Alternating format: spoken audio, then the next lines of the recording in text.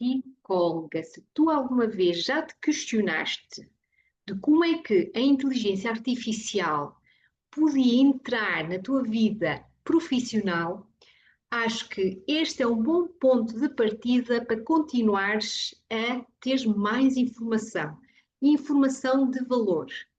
Vamos ter aqui uma convidada muito especial, que acho que nesta área está a dar muitas cartas e que tu vais querer ouvir logo a seguir a este genérico.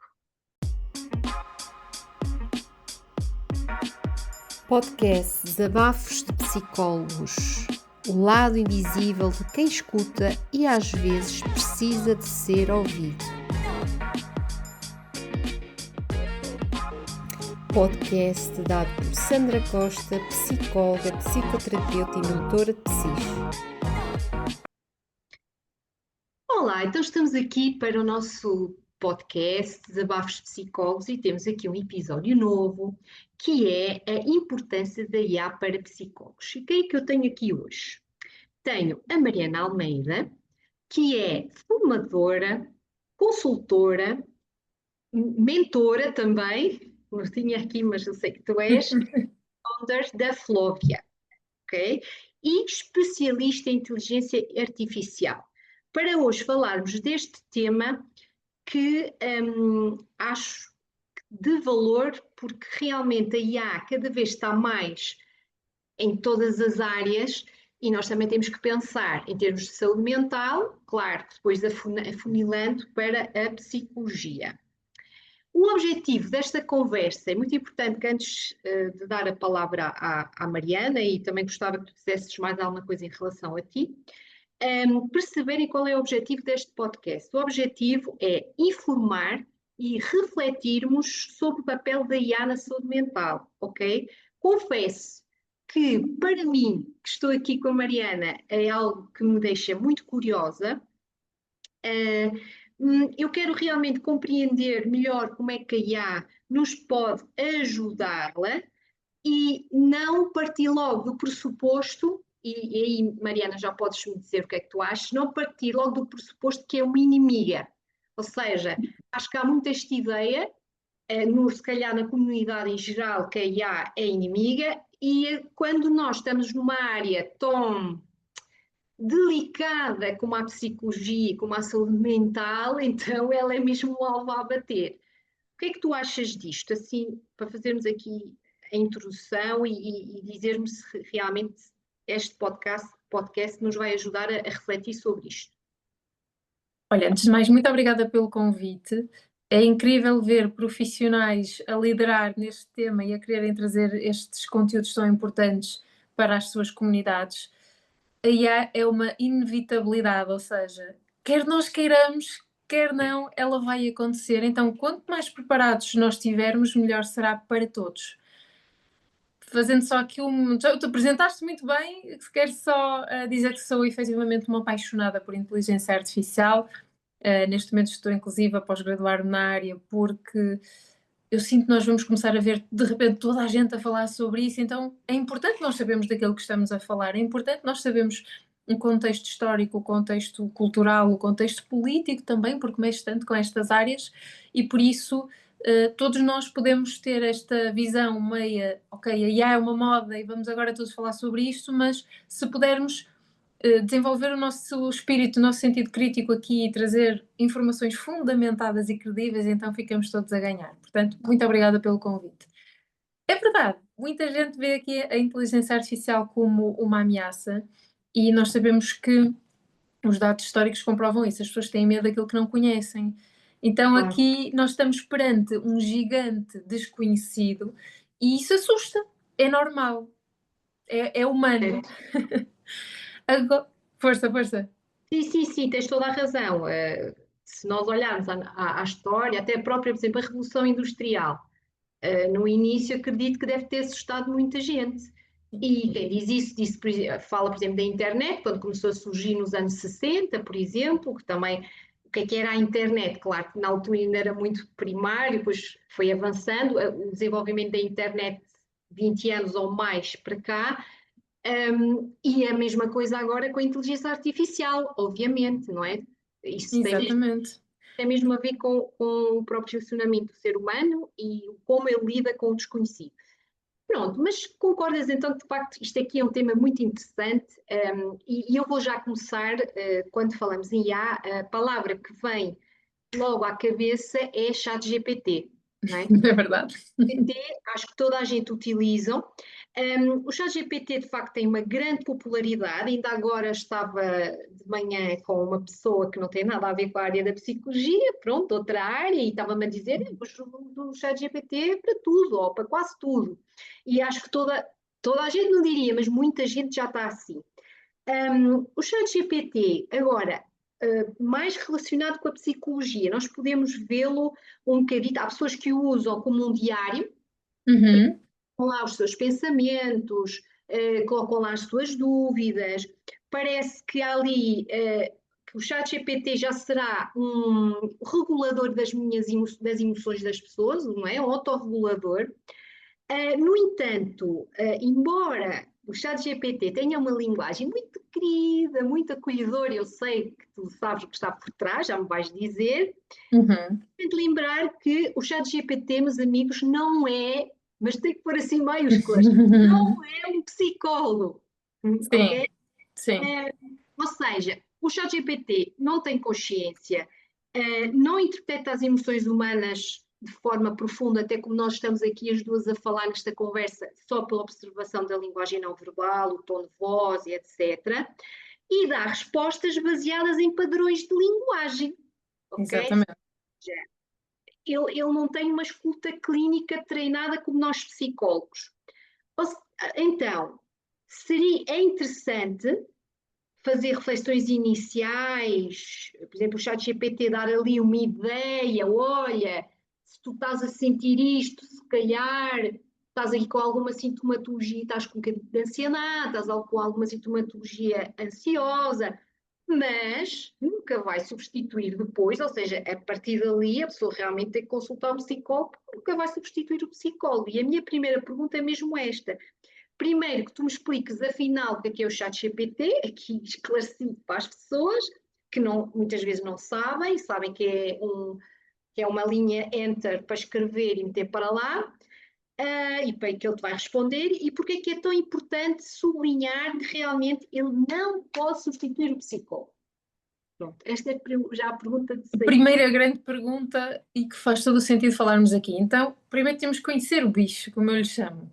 O ChatGPT, ele é um modelo de linguagem, ok? Portanto, vou sublinhar aqui, não é uma pessoa. Eu sei que é sedutor imaginarmos que está ali alguém sempre disponível para mim, que me trata tão bem, e acredito que infelizmente em alguns momentos de maior carência as pessoas possam confundir alguns sinais, acredito que sim, porque afinal parece que está mesmo ali alguém em tempo real a responder a toda a hora, até parece que até alguns sistemas têm a opção de parecer que a IA está a escrever, que está a digitar, não é?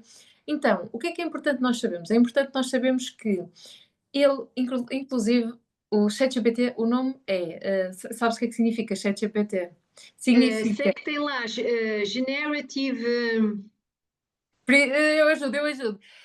Chat, ele chama-se chat porque está num modelo em que nós conseguimos falar com ele, não é? Chat, eu mando uma resposta, a resposta volta para mim e depois estavas aí muito bem, que é Generative Pre-trained Transformer. O que é que isto significa? Okay. Traduzindo aqui por miúdos, significa que é um modelo generativo, ou seja, ele consegue gerar informações novas, por exemplo, a partir do texto que eu lhe mando, ele consegue gerar uma informação nova a partir dali e consegue gerar texto, imagem, gerar som, gerar tudo isto. Portanto, ele é generativo. Depois, ele é pré-treinado, isto é muito importante.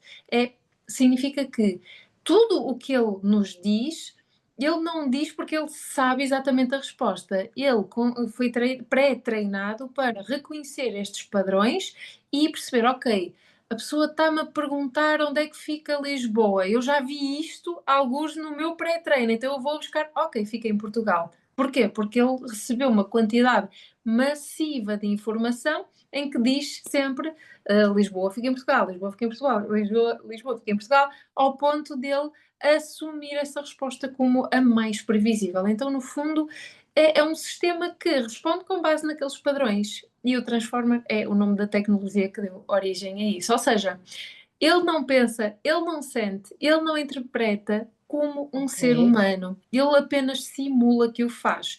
Trazendo aqui para a parte da psicologia, o que é que acontece? A grande diferença é esta, é que um psicólogo, ele escuta com empatia e ele consegue captar estas nuances, no fundo, emocionais, e ele consegue inclusive perceber aquilo que não é dito através do treino, de comunicação verbal e não verbal. Os psicólogos conseguem ver além daquilo que a pessoa está a dizer, conseguem detectar que, ok, se calhar, se eu for falar com o ChatGPT, digo, ele pergunta, como é que estás? Eu digo, estou ótima, mas não estou. Ele não vai conseguir ter essa leitura, enquanto um psicólogo, por ter este contacto, esta análise que me falaste há bocado, o tom de voz, ele consegue perceber muito daquilo que não é dito. Então, só por aí, a IA está limitada, ela não consegue fazer isso, ok? Por isso, é muito importante deixarmos aqui claro que a IA pode, como tu disseste muito bem, ajudar-nos a refletir. Eu posso ter ali um parceiro de reflexão, um parceiro onde eu debito tudo aquilo que eu estou a sentir para que fique registado, por exemplo, mas nunca este apoio terapêutico de verdade. Portanto, Já agora, diz. é interessante o que tu estás a dizer, porque assim, o ChatGPT também não tem o chamado raciocínio clínico. O raciocínio Uhum. clínico é, por exemplo, imagina que tu estivesses numa consulta comigo, tu ias-me trazer as tuas informações e eu, na minha cabeça, e por exemplo, o médico também faz isso, já está a ter o raciocínio clínico, já está a esquematizar as hipóteses, já está a imaginar, está a analisar o que tu estás a dizer, está a pôr para sintomatologia, ou seja, está a esquematizar no sentido de resolver, enquanto que o Uhum. ChatGPT não tem isto, ele é treinado, ele tem informação prévia, mas ele não tem todo este raciocínio, pois que tu dizes ali, também não é linguagem verbal, não verbal, tom de voz, e pronto, não tem o treino de facto que nós temos ao longo de todos os anos e a experiência. Também já agora que tu estás a falar nisto, há uma coisa que é importante, não sei se tu nos podes dizer aqui. Há uma opção no ChatGPT que as pessoas devem desligar, que é uma opção que, em vez da vossa informação, digamos assim, a passar para todos os, não é, para treinar o ChatGPT, ela fica só ali retida. Não sei se tu Uhum. consegues dizer onde é que se faz, assim, verbalmente, claro que mostrando, mas Sim, consigo, até porque tenho outro computador aqui, é muito fácil. Então, as pessoas vão abrir o ChatGPT, vão Uhum. clicar no vosso nome, em baixo, portanto, na coluna que tem todas as opções, as pastas, a opção de abrir um novo chat, em baixo tem o vosso nome e depois tem definições. Abrem as definições e clicam em controle de dados. Quando clicarem em controle de dados, é logo na primeira opção que diz melhorar o modelo para todos. Eu tenho neste momento essa opção desligada, aconselho toda a gente a desligar, porque eles dizem permitir que o seu conteúdo seja utilizado para treinar os nossos modelos, o que melhora o ChatGPT para si e para todos que o utilizam. É claro que eles dizem sempre, ai não, nós usamos aqueles feedbacks de gostaste mais desta resposta ou daquela, certo, mas nós não sabemos até que ponto é que a informação está a ser usada. E esse é outro dos fatores, obviamente, pelo qual nós nunca devemos substituir os nossos profissionais de saúde, seja o que forem, aqui no caso psicólogos, porque enquanto com um psicólogo eu tenho um acordo a nível de confidencialidade, ou seja, o que é falado na consulta fica em consulta, não há o perigo de, naturalmente, o psicólogo conversar, ou seja, difamar, divulgar, porque isso penso eu que deve ser contra o sim, vosso sim, código, então acredito que sim. está no nosso código de ética e deontologia, sim. Exatamente. Enquanto aqui nós não sabemos o que é que a OpenAI faz concretamente com a Pois é. informação, porque em pleno 2025, uma das coisas mais valiosas são os dados, são as informações. Então, informação tão sensível quanto esta, que repara, fala sobre as dores, sobre os desejos das pessoas, que são o quê, curiosamente? Duas coisas que são mais valiosas no marketing, porque é por causa disso que as pessoas compram. Nós todos compramos porquê? Por um desejo ardente ou por uma dor latente. Então Exatamente. repara, estas conversas que nós temos com o ChatGPT vão fazer com que nós estamos a entregar tudo sobre nós. Exatamente. E De isto mão é beijada, não é? de mão beijada, isto é altamente valioso para este mundo das vendas, dos anúncios, do marketing. Vamos falar um caso totalmente hipotético e que nunca se ouviu registro de tal, é totalmente só para dar um exemplo, mas imagina o que é. Tu estás a falar com o ChatGPT, a falar sobre uma dor tua, uma situação, agora não sei, mas eu posso dar aqui um exemplo qualquer que eu dei numa aula. Imagina, eu engordei muito e sinto mal na minha relação porque fisicamente não me sinto bem. Imagina o que é um dia tu chegares a um anúncio e dar essa informação. Sente-se mal porque engordou e fisicamente não se sente bem. Veja o nosso programa. Quer dizer, obviamente que isto é um exemplo levado ao extremo, mas pode acontecer. Então nós estamos a Exatamente. dar o que temos de mais precioso a estas plataformas. E atenção, eu uso, toda a gente usa, está tudo certo. Mas eu particularmente tenho uma regra que é a partir do momento em que eu começo a falar sobre sentimentos, eu paro. Porque não é uma pessoa que está ali. Ok. Eu tive esse exemplo quando o meu marido foi operado, ele teve uma apendicite aguda há 2 meses, e eu não queria falar com ele porque eu estava muito preocupada, não sabíamos na altura o que é que era, ele estava com dores fortíssimas, ele não conseguia andar, não conseguia nada. E como eu não queria falar com ele e preocupá-lo, eu voltei-me um pouco para o chat, que eu acredito que muita gente sente isso, ou seja, eu não quero, Bem, ou não tenho ninguém na minha vida, então vou falar sobre isto. E chegou a um ponto em que eu estive quase a mandar a mensagem a dizer, chat, eu sinto-me com medo, não sei o que é que vai sair daqui. E nesse momento parei, porque é uma barreira que eu não quero ultrapassar. sim. Por acaso é interessante tu dizeres isso, eu também tenho essa prática, ou seja, eu nunca digo o que eu sinto. Posso pedir algumas orientações, olha, nesta situação há, e falo assim no impessoal. Nesta situação há, qual é que achas que é a melhor opção? Ou dá-me sugestões para esta situação. Pronto, estás a ver? Ou seja, tentar não. Pronto, ele não saber se estou assim, se estou assado, pronto, como é que eu me estou a sentir. Mas é interessante tu dares essa informação e, ao fim e ao cabo, estás a ir de encontro àquilo que nós estamos aqui a falar, não é? Que nunca vai substituir uma pessoa, e fortemente um psicólogo, que é formado para Uhum. tal, e termos esse travão de não, eu não vou expor ao ChatGPT o que vai dentro de mim. É Certo. interessante. Deixa-me só aqui avançar para uma curiosidade, porque, claro, que pode haver aqui pessoas que não têm bem ideia, mas em 2024 a Ordem dos Psicólogos lançou a PSIA, não sei se vocês sabem, e usou para isso o modelo GPT-4, e foi criado exclusivamente para psicólogos, ou seja, só psicólogos é que podem ter acesso, e isso é dado pela Ordem dos Psicólogos Portugueses. E o que é que faz essa ferramenta? Ora, essa ferramenta ajuda a esclarecer dúvidas frequentes, acede a 750 documentos oficiais da Ordem dos Psicólogos e pode auxiliar numa tomada de decisão, imagina uma tomada de decisão clínica ou ética, etc. Também está disponível em vários idiomas, claro, se for necessário, não português, mas outra língua. E o que é que faz? Vai agilizar o acesso à informação oficial. Mas a CIA diz claramente que nunca substitui um psicólogo. E todas as decisões que serão tomadas, mesmo com a consulta desta ferramenta, será sempre da responsabilidade do psicólogo. Ou seja, como é que achas que aqui, e apresentando aqui esta ferramenta que existe para nós, gostava de perguntar como é que achas que a ferramenta da PSIA pode, na prática, apoiar o trabalho do psicólogo, ou seja, ser um apoio, como a própria ordem diz, sem comprometer o papel deste profissional? Olha, acho que a PSI-IA é um ótimo exemplo de uma IA bem aplicada. Porquê? Porque não entra na relação terapêutica entre profissional e paciente, mas vai apoiar por trás os bastidores do psicólogo, ok? Okay. Então, tudo o que seja, nós passamos a vida a dizer, ai, tenho tanto trabalho, ai, estou sobrecarregada. E o que é que geralmente nos deixa sobrecarregados? São as tarefas que nós não gostamos tanto de fazer, mas que as temos que fazer, certo? Então, a PSIA vai ajudar, como tu já disseste, vai ajudar a encontrar documentos rapidamente, vai, sei lá, trazer normas, orientações da ordem dos psicólogos, não é?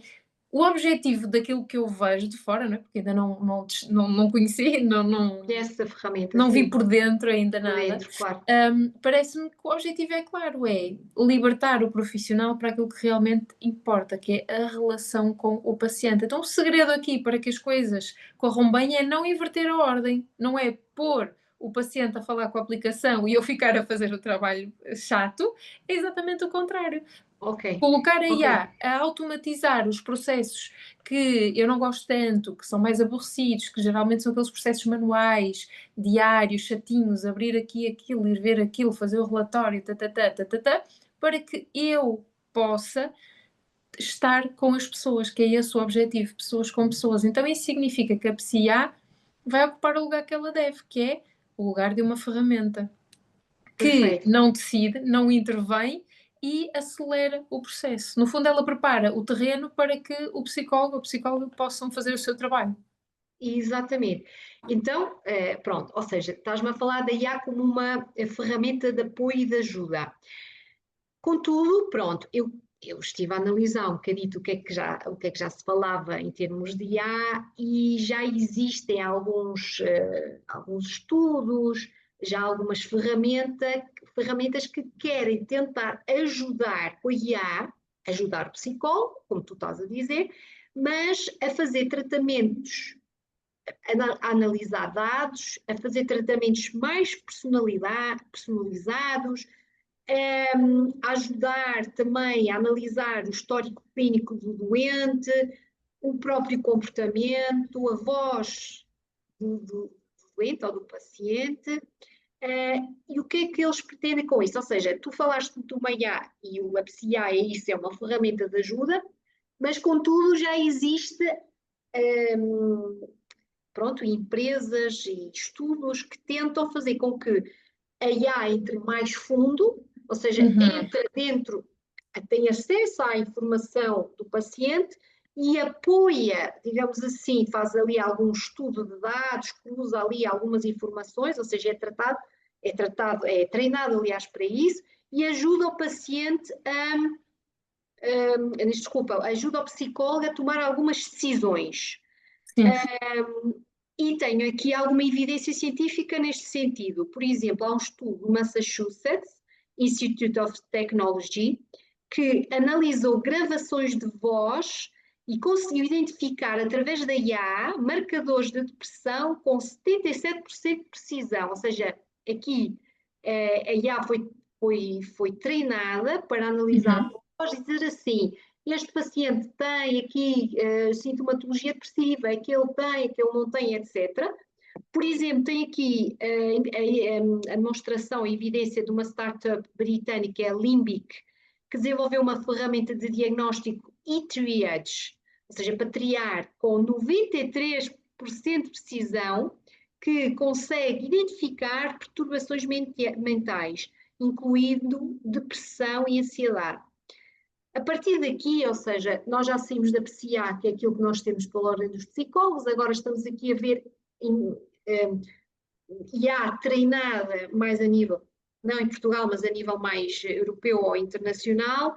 E a minha pergunta é, Mariana, até que ponto esta análise de dados e algoritmos pode ajudar o psicólogo a compreender melhor o paciente e adaptar o tratamento? E o que é que tu achas disto? Ou seja, imagina que tu ias ao psicólogo e para além de seres tu, para além de falares com o psicólogo, todos os dados são recolhidos, são colocados nesta e-triage, ou seja, triagem, e a máquina está ali a ajudar o psicólogo muito rapidamente a tentar perceber, ou seja, seria uma espécie de formulação de caso automática, vá. Sim, olha, eu acho que a análise, acho não, tenho certeza que a análise de dados é uma aliada incrível, porque lá está, a grande mais-valia da IA, na verdade, é o facto dela conseguir processar uma quantidade enorme de informação num curto espaço de tempo, coisas que nós demoraríamos meses, imenso tempo. Ou seja, no fundo, pelo que eu entendo da pergunta, é que com base, a IA já está a ser usada para detectar certos comportamentos humanos, não é? O padrão Fazer linguístico, a diagnósticos. voz, exatamente, o próprio comportamento da pessoa para detectar sinais precoces. Eu vi qualquer coisa sobre isso, depressão, ansiedade, riscos de recaída, também acho que tinha assim qualquer coisa. E risco de recaída, imagina, é o paciente ter riscos de recaída na perturbação. Ok, Ou seja, ela já teve aqui um tratamento depressivo, para a depressão, neste caso, e ter um risco de recaída lá mais à frente. ok. Mas repara, são tudo coisas que uma pessoa, um humano sozinho, iria demorar não sei quanto tempo a fazer isto. Então, nós vamos com estas tecnologias poder ajudar muito mais gente, chegar a muito mais pessoas, se calhar até baixar os custos, porque conseguimos fazê-lo, em vez de eu ter que, se calhar, ter não sei quantas pessoas alocadas a esse projeto, essas pessoas podem estar alocadas a outro e eu vou receber os dados já todos trabalhadinhos, imagina o que era.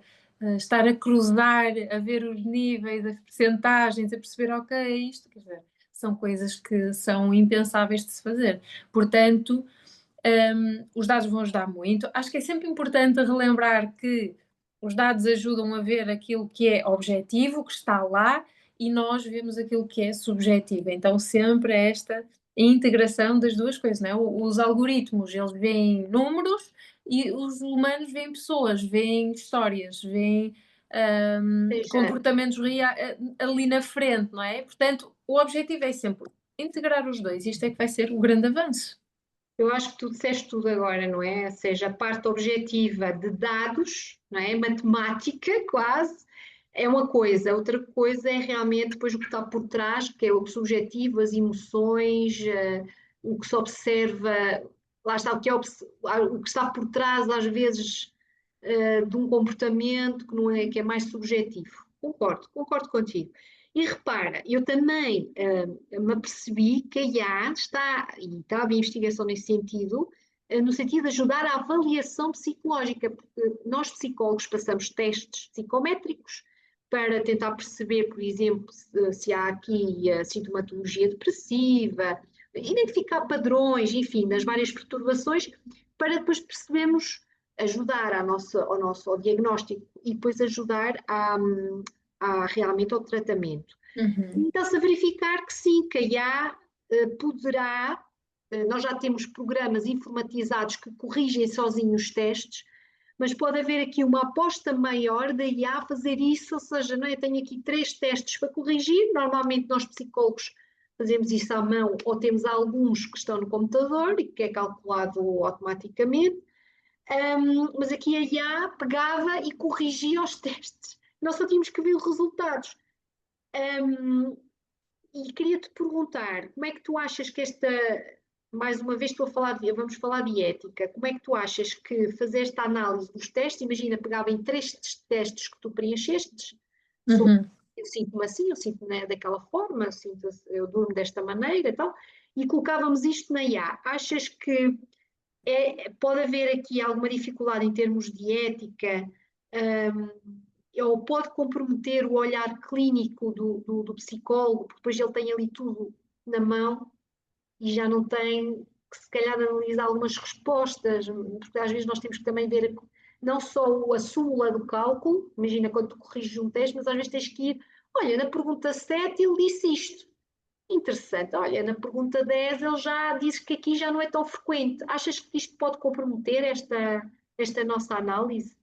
E pode ser também um problema em termos éticos?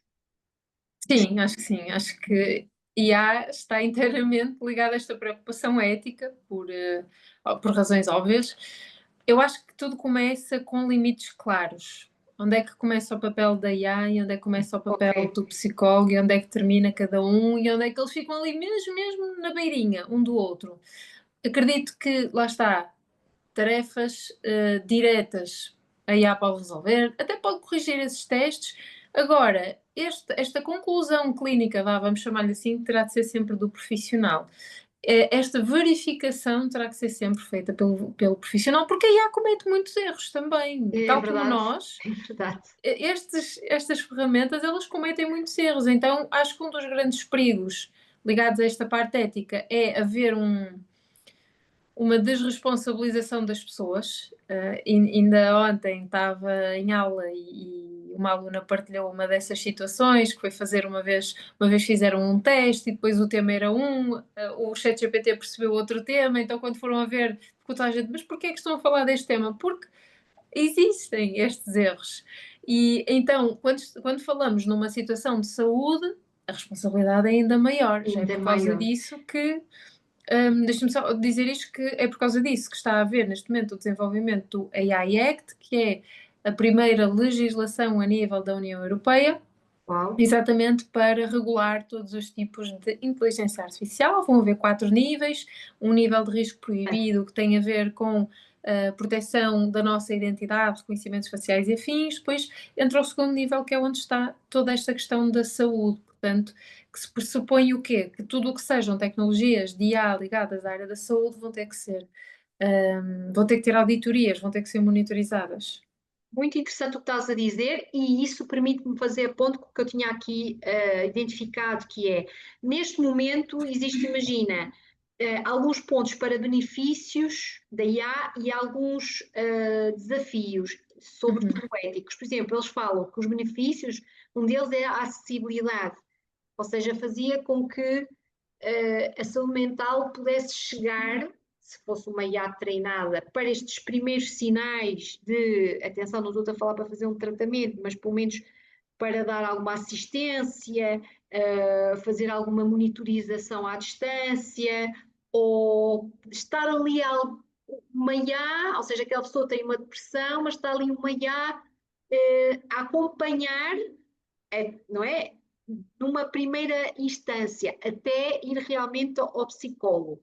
Eles falam em eficiência, automatizar tarefas administrativas, e tu falaste, e é verdade, se pudermos ficar sem essas tarefas, isso é fantástico, porque podemos nos focar no que é realmente importante, que é trabalhar a relação terapêutica e o tratamento, e também haver esta monitorização contínua, que eu já acabei por dizer. Por exemplo, entre sessões, imagina, tu serias a minha paciente, hoje estás na consulta, vens daqui a 2 semanas, mas durante essas 2 semanas há ali uma monitorização, tu tens que, numa aplicação, ou enfim, tu estás a ser monitorizada para saber como é que está a ser a tua evolução.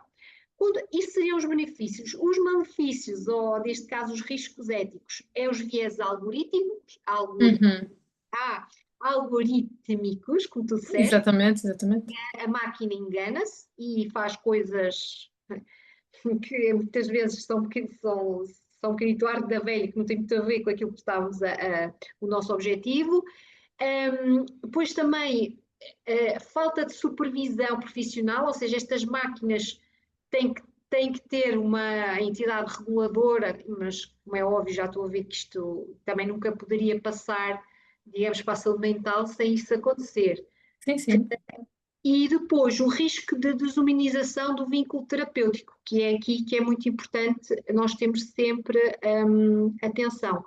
Lá está, e já fomos dizendo isto, acho que não precisamos nos repetir, que realmente nunca vai substituir a conexão humana. Por isso, eu aqui queria, antes de partir para a última pergunta, eu acho que apesar dos avanços, tu concordas comigo que a IA não possui empatia genuína, nem inteligência emocional como tem o ser humano. O vínculo terapêutico ou a relação terapêutica vai depender sempre de estar ali alguém fisicamente, ou até pode ser online, porque agora existe muita psicoterapia feita online, mas tem que haver um olhar, tem que haver um tom de voz, tem que haver também uma certa intuição, raciocínio clínico, e isto a tecnologia nunca vai substituir, não vale a pena, concordas? Este vínculo, esta relação terapêutica, é um dos pilares fundamentais da psicoterapia, um dos principais preditores do sucesso psicoterapêutico, e sem ele realmente nós não temos segurança emocional, não temos aquela profundidade que caracteriza tão bem. Isso também é uma questão, eu até nem tenho aqui, mas é uma questão também evolutiva. Sabes que o ser humano é um ser social e precisa de se relacionar. Não consegue viver sozinho numa ilha sem realmente ficar muito perturbado.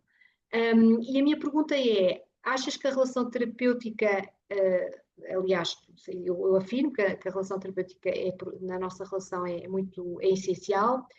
Como é que podemos garantir que a introdução da IA não vai fragilizar esta relação? Ou seja, ela é importante, ela dita grande parte do sucesso psicoterapêutico. Como é que nós podemos garantir que a introdução da IA não vai fragilizar isto? Há dois lados, há o lado interno e o lado externo. Do lado interno, sempre que possível, eu devo ter esta literacia tecnológica, porque quando eu domino alguma coisa, quando eu conheço, eu não tenho medo, então eu não vou causar aqueles sentimentos de ai, ai, ai, mãe, e todas essas coisas, porque também acho que vai afastar as pessoas, que a pessoa vai pensar, ai, não me identifico com esta pessoa aqui, está a dizer que é ai, mãe, que é tem todos os problemas do mundo. Ou seja, do meu lado, enquanto profissional, eu devo perceber internamente que é importante eu conhecer, é importante, porque quanto mais eu conheço, mais eu percebo o lugar dela na minha vida e no meu trabalho, enquanto pessoa. Por outro lado, e para os meus, no caso, pacientes, se eu fosse psicóloga, eu também faria esse trabalho de conversar com eles e de desmistificar isto. Acho que este trabalho, por parte dos profissionais de saúde, vai ser muito importante. Fazer psicoeducação sobre o que é a IA e como é que se Exatamente. Está interessante.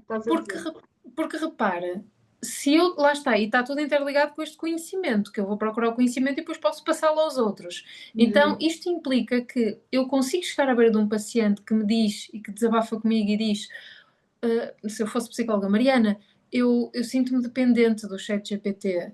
Eu consigo ter a informação para lhe dizer, olha, obrigada por teres partilhado isso comigo, deixa-me explicar-te como é que isto funciona. E aí explico. O ChatGPT ele é um modelo de linguagem, ele não é alguém realmente que está ali. E mais, o ChatGPT ele está programado para te dizer aquilo que tu queres ouvir. O ChatGPT e outros modelos, não é só o ChatGPT, eles são trabalhados para dar o máximo de conforto, o máximo de acolhimento às pessoas e muitas vezes, e porque há estes viés aqui que nós já falamos, eles por vezes têm informações erradas, não têm competência para entender realmente aquilo que tu estás a viver, que tu estás a passar. Então eu sei que numa primeira instância pode ser bom, porque tu vais sentir que tens sempre alguém ali, mas tens outras pessoas. Então passar isto é muito importante. Olha, é interessante o que tu estás a dizer, e aqui para os psicólogos que nos estão a ouvir, e eu não sei se há estudos nessa linha, porque isso eu não investiguei, mas eu não sei até que ponto é que as pessoas vão ficar dependentes do chat GPT. Estás a ver? Porque nós temos no nosso DSM, que é o nosso diagnóstico, o nosso livro dos diagnósticos das perturbações, existem lá muitas dependências identificadas, e também existe, por exemplo, da internet e dos videojogos, mas, por exemplo, não está lá nada a falar da IA, porque ainda é muito recente. Mas até que ponto, pergunto eu, até que ponto é que nós aqui a uns anos, não é preciso muito, se calhar, nós vamos ter pacientes na nossa consulta dependentes da IA, dependentes do chat GPT. Acredito que sim, e não há de faltar muito. Por isso, psicólogos, já fica aqui o recado. É por isso que pronto, eu gosto de fazer isto e trazer estas ilustres convidadas para falar de vários temas. Vocês têm que, tal como, por exemplo, quem quer saber mais de videojogos tem que estar informado o que é que são os videojogos, o que é que fazem, o que é que existe. Também temos que fazer isso com a IA e saber, termos esta posição que temos vindo aqui a falar, o que é a IA, o que é o chat GPT, neste caso, o que é o chat GPT, que realmente não é uma pessoa e é só algo que pega numa informação e que transforma, parece que passa numa máquina de lavar. Imagina, vou fazer esta metáfora, Mariana, palavras que passam dentro de uma máquina de lavar e abrimos a porta e sai outra coisa. Basicamente é isto que é o chat GPT. Não sei se a metáfora foi aqui muito... Não, foi boa, foi boa. Sim, porque basicamente é o mesmo tu dizeres. Preciso de uma roupa até no armário, preciso de uma roupa boa para este tema, para este tempo. E ele vai e procura o que é que faz mais sentido. Não quer dizer que esteja certo ou errado, ele simplesmente, pelos padrões que ele tem lá dentro, ele sabe que aquela é a roupa à partida mais adequada. Agora, uma coisa é eu perguntar que roupa é que eu vou levar, não vai interferir à partida na minha vida, na minha saúde. Agora, quando eu pergunto questões internas, questões a nível mental, emocional, psicológico, Aí é diferente. Já são outras questões. Olha, Mariana, eu vou aqui começar a concluir a nossa conversa, que está muito interessante e acho que já inspirou aqui muita gente a refletir sobre estas questões. De facto, a IA tem que ser usada como parceira do psicólogo e, se for assim, realmente pode potencializar alguns cuidados emocionais, neste caso, como eu estava a dizer, não é? Imaginem algum acompanhamento entre sessões ou somente para perceber quais são os sinais ali do doente, encaminhar logo depois para a pessoa, apoiar decisões clínicas como ferramenta, sim, eventualmente, e poderá no futuro ampliar, não é? Dar acesso a maior número de pessoas, eu diria só aos primeiros cuidados de saúde mental, os primeiros cuidados apenas. Mas claro, e quero também dizer isto, eu confio na ordem dos psicólogos e sei que a ordem vai estar em cima destas questões, e não só a ordem dos psicólogos, estamos a falar da saúde no geral, outras ordens vão estar em cima destas tecnologias e, claro, que vão disponibilizar para nós, profissionais, aquilo que elas acharem que está correto, eticamente, e que está validado. Contudo, o psicólogo tem que estar informado. E também estou-vos a falar de investigação que está a ser feita e maioritariamente fora de Portugal. Pronto. E é neste sentido também que eu vos dei alguns dados lá atrás. A IA, então, pode ser uma ferramenta complementar, desde que usada com bom senso e responsabilidade. O que é que eu posso aqui dizer mais? Não vou aqui falar muito mais de dar exemplos, porque de facto, Mariana, concordas comigo que nós também não sabemos o que é que vem aí exatamente, mas todas as formas, o que vier, vai ser sempre aprovado por organismos, digamos assim, superiores em termos de organização, não é? Em termos de organização da própria psicologia ou medicina ou outras. Sim, acredito que sim. A Europa tem uma política muito focada, relativamente à IA, tem uma política muito focada na proteção da identidade, da individualidade de cada um. Se estivéssemos na China ou nos Estados Unidos, eu não estava assim tão confiante, mas aqui na Europa acredito que sim. Pronto, e a nota final, depois a Mariana também pode complementar, é que a IA, e eu aqui ponho a minha opinião pessoal, mas acho que vai de encontro a tudo o que dissemos, a IA será sempre uma ferramenta e nunca irá substituir a relação humana. É tão ótimo, é tão bom nós estamos aqui a conversar olhos nos olhos, embora online, mas está aqui uma pessoa, está aqui outra. Agora, coisas mais chatas, de facto, se a IA me puder ajudar, ajuda, mas nunca vai substituir o que é realmente essencial numa relação interpessoal e, sobretudo, numa relação de paciente, psicólogo-paciente, não é? Totalmente. Eu acho que a frase que acaba por resumir toda esta nossa conversa é que a IA, ela vê dados e nós Ok. vemos pessoas. Ok. E isso Tá resume certo. tudo. Não precisas dizer mais nada, Mariana. Espero que este episódio vos tenha inspirado e gostava muito de ter os vossos comentários, que eu sei que depois vão dizer. Eu vou deixar aqui também o endereço não, o arroba do Instagram aqui da Mariana, porque vocês têm que estar informados e ela vai informando também na sua página de Instagram e também em futuros projetos que ela vai lançar com muito sucesso, que eu sei. Então, Ok. muito obrigada e até breve. Obrigada, adorei estar aqui. Obrigada pelo convite. Obrigada mais uma vez.